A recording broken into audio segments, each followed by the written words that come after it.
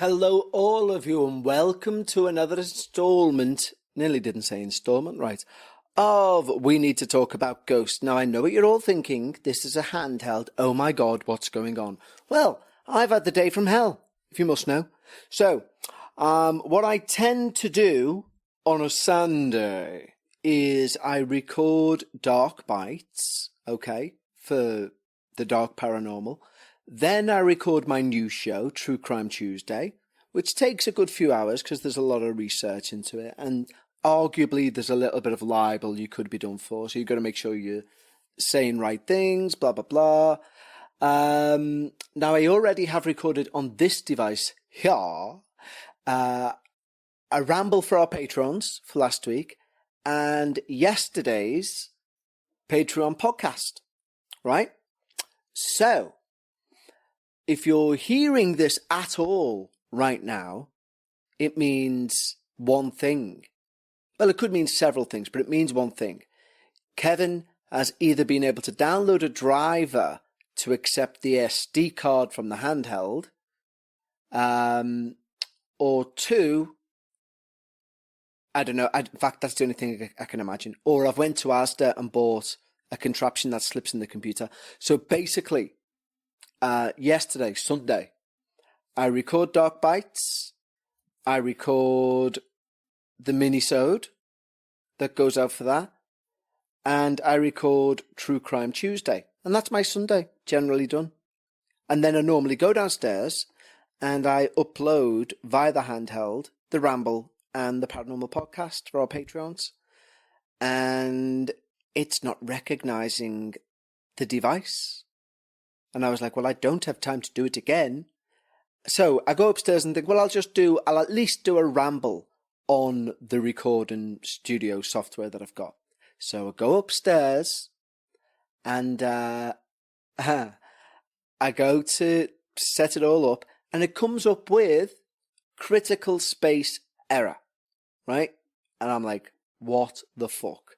I mean, in fairness, the laptop's about 6 years old. Critical space error. And I'm like, okay. I don't know what to do. So I thought, we'll get rid of space. So I start deleting willy-nilly deleting stuff. And then I thought, shit, I best check what I've deleted here. Yeah. It turns out it's a very good job that Kev stopped doing the Deadly Countdown because he deleted all of the music from that. Yes, he did. He's deleted lots of episodes of Wintag, lots of episodes of the Dark Paranormal. Did it free up enough space? No, it's still a critical error.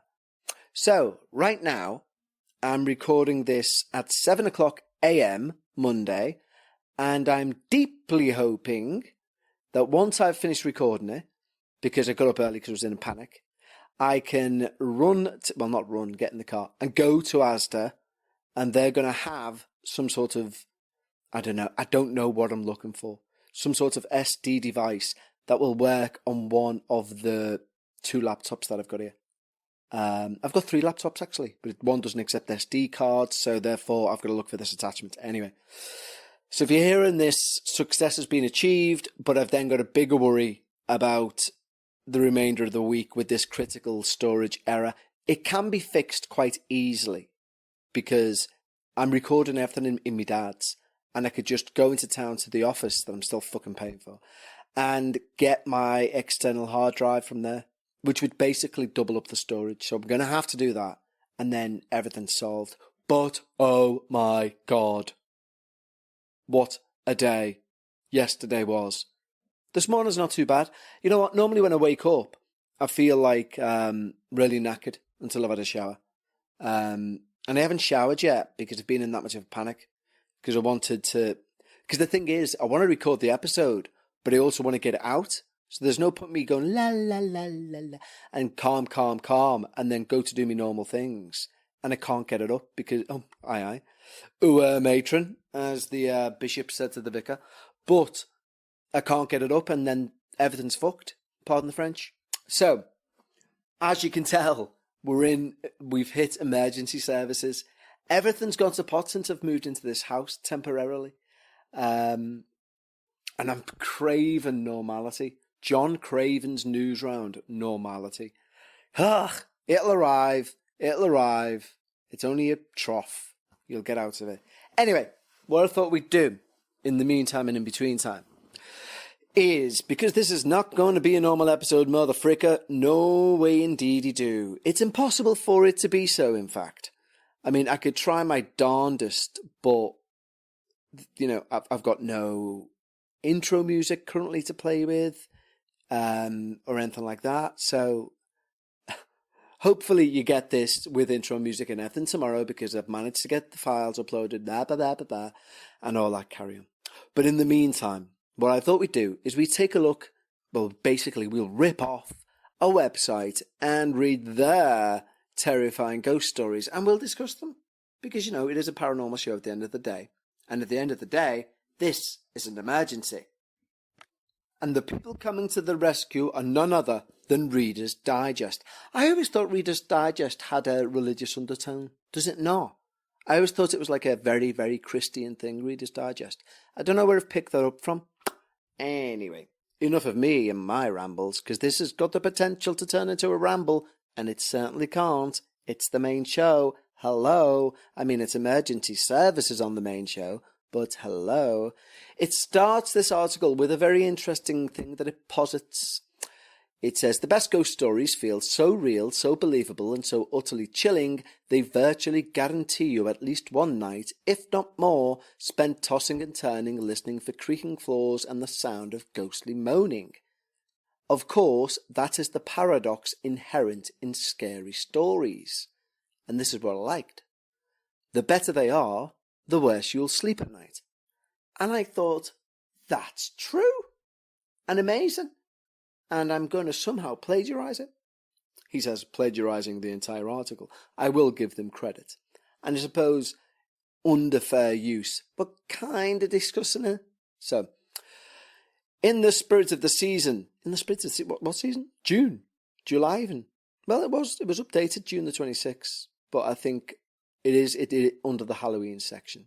Anyway, this is called The Little Hands, and I'm scared already. Because let's be honest, there are two things children are good for. One is going the shop, and the other is being quiet. So, Little Hands. I've never lived in a haunted house, says this person, but my mother did as a teen. Writes reddit.com user parented space hook. They're doing what I'm doing, they're doing Reddit corner. Recounting a real event. Other houses on her street had a few strange things going on too. A few homes away from her lived a family. One night, the daughter went to bed with a bad headache. The next day, she was dead. No one's seen that coming. She'd passed away from an aneurysm. Isn't it terrible that you can't read the word aneurysm without thinking of a Nirvana song? And that, it really bothers me that, because there could come a point in my life where somebody goes like, you know Uncle Steve? And I'll be like, I don't have an Uncle Steve. And they'd be like, okay, do you have any uncles? Oh my God, I don't have any uncles. I've just thought. I don't have any uncles. I have one auntie. Well, that's lower the tone. I'll lie then and say, yeah, Uncle Steve. And they'll say, he's had an aneurysm. And although I should show a face of shock and upset, I'll actually be going, come on over and do the twist in my head. Anyway, after her funeral, the family went away to get their minds off the tragedy, and the father asked my uncle, my mum's brother, yes, that's how it works, to check on their pets. My mum and dad, who were dating at the time, went with him.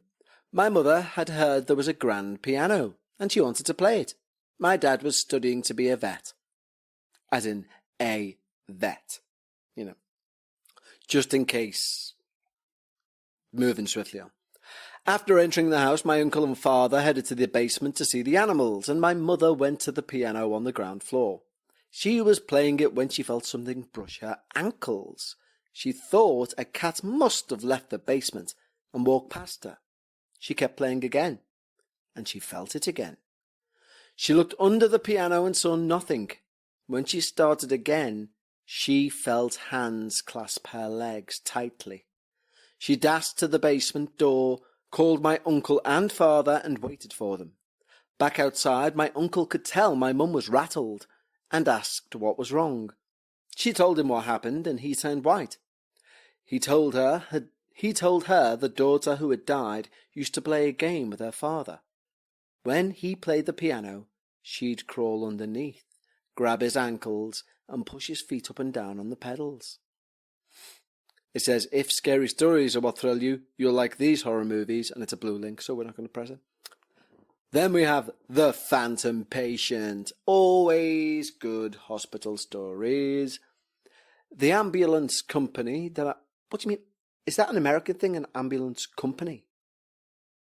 Because I forget people don't have the NHS, so to us that would just be the ambulance. Anyway, the ambulance company that I used to work for had a haunted ambulance, Rig 12. Recounts Reddit.com users about the doing Reddit corner. So, I feel less bad about using this article.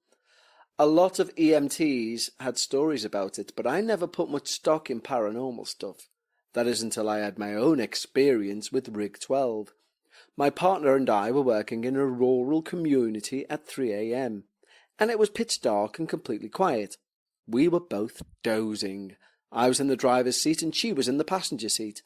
I woke up to a muffled voice, but I thought it was her.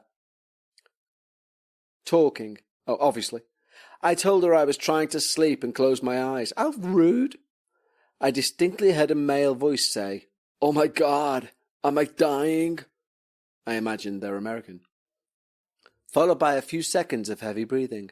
My partner and I sat straight up and looked back into the patient compartment where it sounded like the voice had come from. Things were quiet for a couple of seconds, then we heard the click of an oxygen bottle regulator. I'll try and say that again. The click of an oxygen bottle regulator. Why can't I speak? And a hiss as if it was leaking. I turned on the lights and we ran out of the rig. I thought a transient might have climbed in whilst we were asleep. Does that mean homeless person? I think so. So we opened the rear doors. No one there.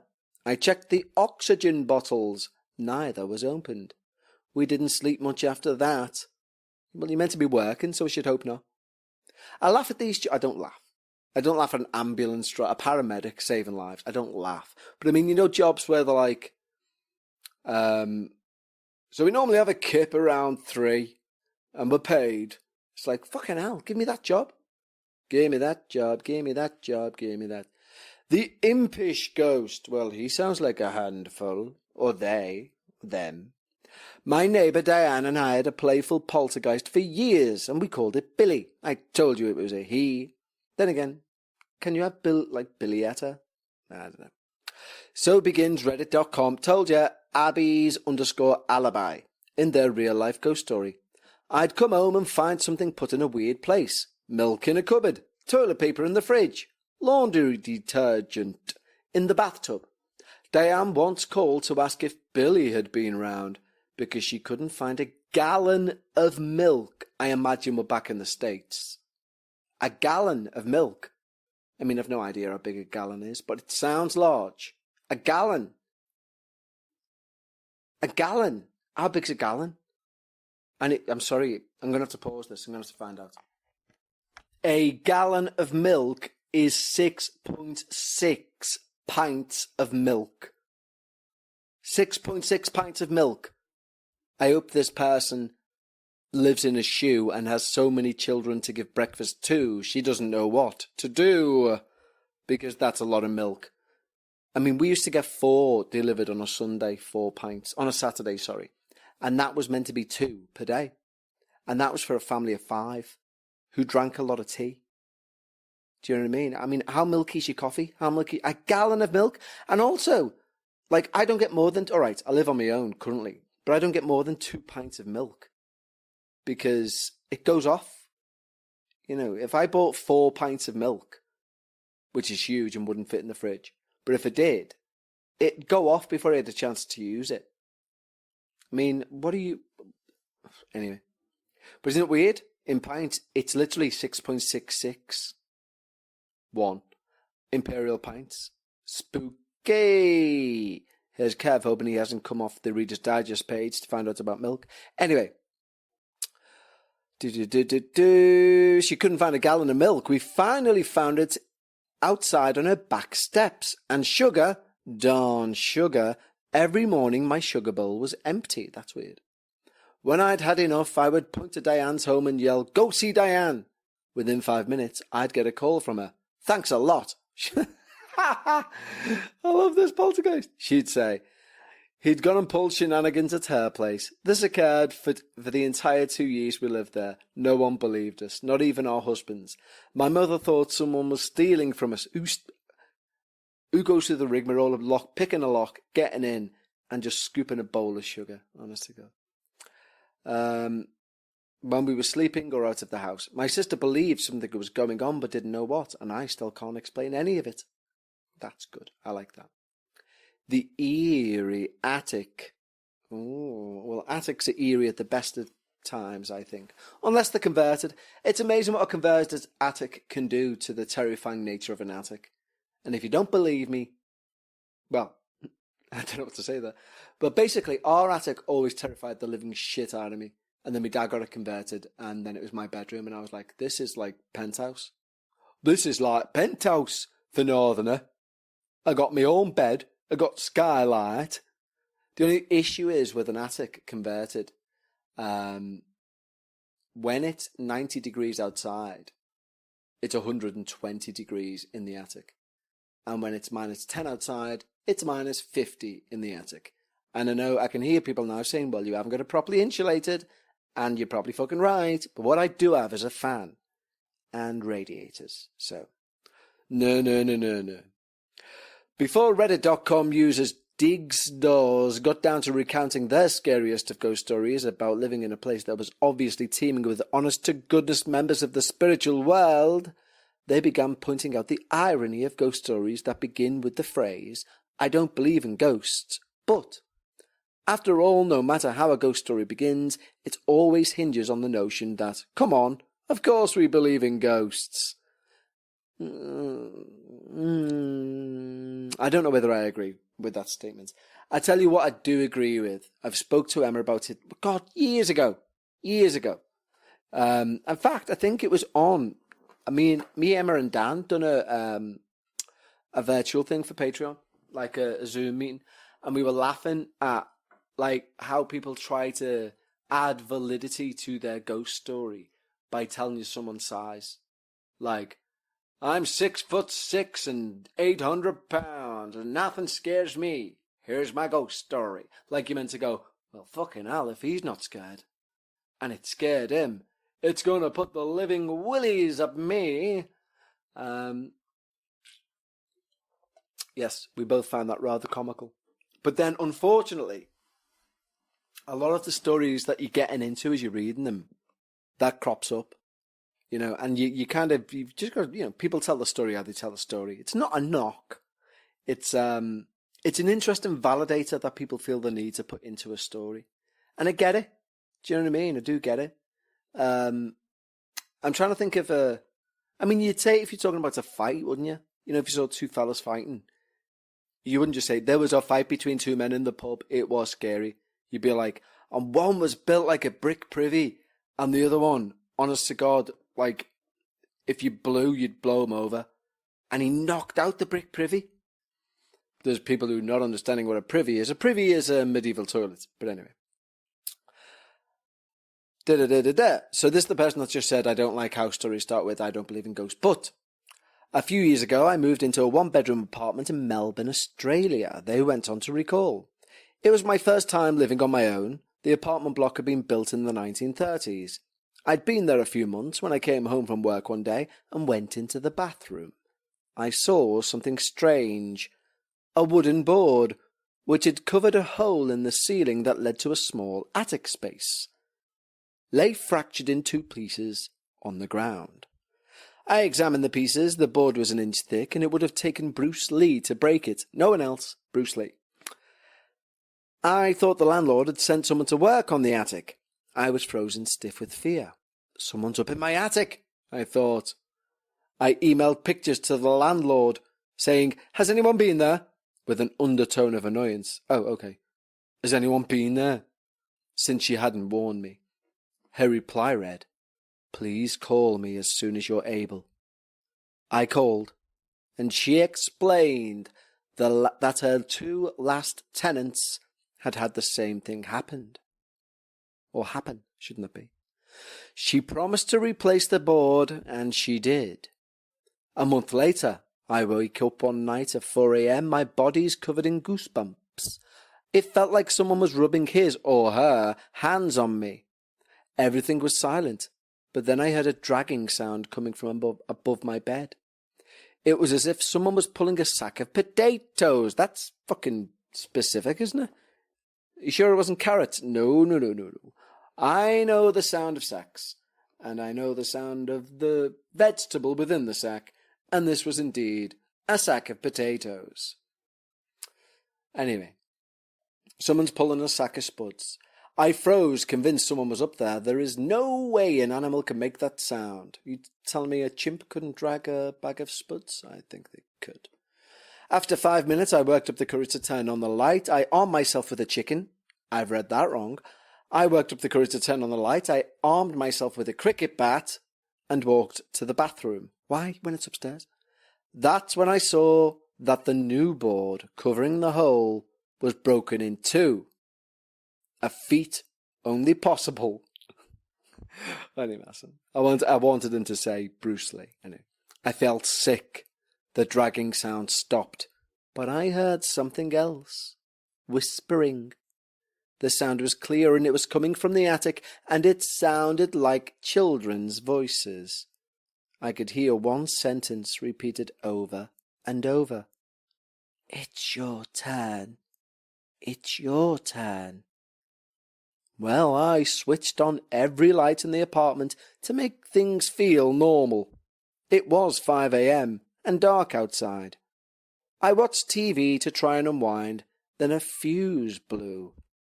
My pet budgie, Dexter, whom I kept in the kitchen and usually never made a sound at night, started squawking like he was being strangled. Again, specific. I'd never heard him make those sort of noises. He was screaming. I grabbed my car keys, ran out, sat in my car and waited till the sun came up.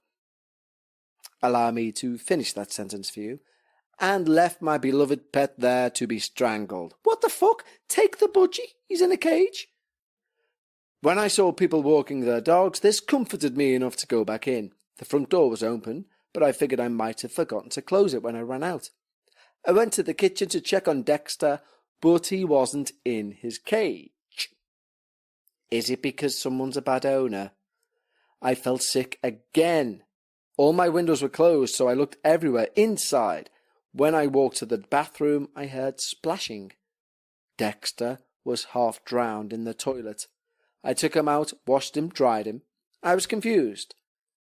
At 8 a.m, I called the landlord and gave her a watered-down version of the night. I bet you left out the part where you left your pet in with potentially 2 psychopaths with a bag of spuds.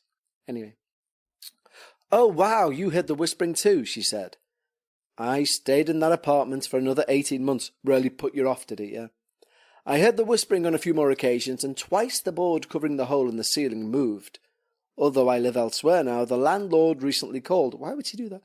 She said that her new tenants had begged to speak with me about some stuff that's been going on there. Forget it. It's their problem now. Well, there's one thing I don't get. It's why have a pet if you treat it like a fucking object. It really bothers me that. It really bothers me. I hope the same thing happens to that person. I hope there's a fire, for example, and they're like, I'm in a cage, I can't get out. And the person's went, you'll be fine, mate, and just got off. And then when the fire's gone, they come back in. I'm just come back in to check on you. And you're not there, and somebody's dragged you and half drowned you in the toilet. And then they're like, oh, Dexter. Honest to God, some people, you don't deserve the pet. Sorry, you don't. The boy with no eyes. How do you spell, what's the joke? Well, the punchline is no idea. Oh, what you call a deer with no eyes? No idea. What you call a boy with no eyes? Fucking terrifying. One night when I was 10, I was woken up by my bedroom door opening, followed by someone sitting on my bed. Reddit user Kate Mendo4 recalls of a childhood brush with a persistent ghostly apparition. I felt my leg grazed, and the bed sank under a person's weight. It's just Mum, I thought, and I opened my eyes. Well, it was not Mum. I found an eyeless boy. He had black, empty sockets. He was about my age. How would you know? I'd be out the window. Curve-shaped hole. Bye-bye. But I'd be taking Dexter. Anyway. He was about my age and sitting at the foot of my bed. He extended his hand, and in it was a little box. Now I'm intrigued. I was startled, but I reached out. He pulled back. I reached again and said, "Give me it." He's fucking calm, this kid. Tell you what. Then I blinked. That's just showing off, really. If I was the ghost, I'd be like, "You definitely not. What are you doing? Why don't you go gauzy as well?" Show off. Anyway, "Give me it." Then I blinked, and when I reopened my eyes, he was gone. I'm not surprised, but I could still see the imprint where he'd sat on my bed. Fast forward 5 years, my girlfriend came over to do homework. After she finished, she took a nap while she waited for her parents. When they arrived, I tried waking her up. She opened her eyes suddenly, looking up at a corner where the wall met the ceiling. She pointed there and went back to sleep. I shook her again, that's nice here, and she came to full consciousness, and I explained what she'd just done. She looked haunted. I've never heard that expression before, but I like it. Up on the wall, I saw a little boy with no eyes. How tiny is he?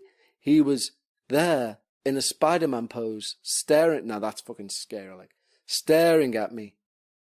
I freaked out and told her about my story with the same kid. Fast forward another 5 years. And once every 5 years, the boy with no eyes comes out with his little box. Fast forward another 5 years, I was with the same girlfriend, well done you, and we had a 2-year-old. I'm trying to do the maths because I'm sure she was in school.